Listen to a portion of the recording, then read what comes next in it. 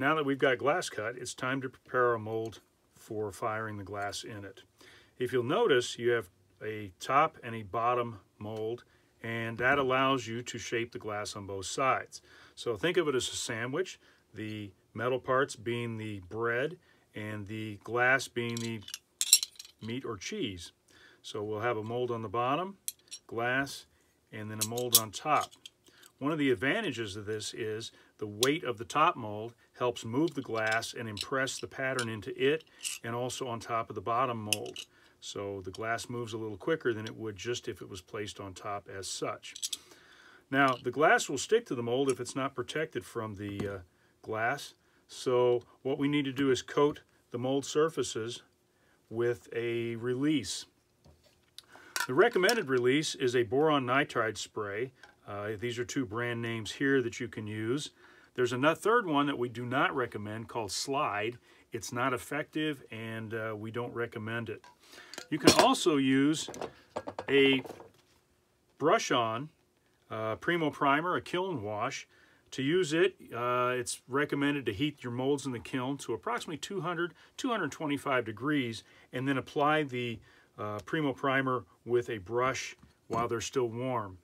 If you use a water-based boron nitride, either the squirt or the brush-on, it dries too slowly unless it's heated, and you'll notice these will start to rust since they are made of steel.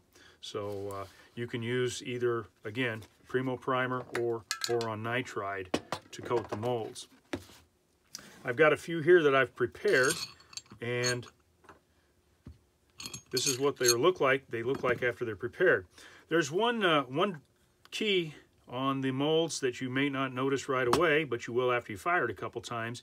Each of these molds has a number on it.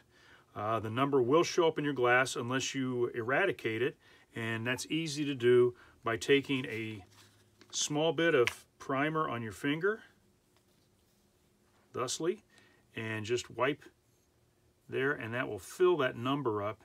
If I work at it, you can see this was number 5. You can do that, it'll fill the number and will not show up in your final project. You might have to reapply that from time to time, in addition to also reapplying this when it starts to, when it needs it. So that's how you take care of the number in itself. Now, more complex molds, such as this one here, also remember to, if you're using the spray aerosol, to coat these surfaces in here.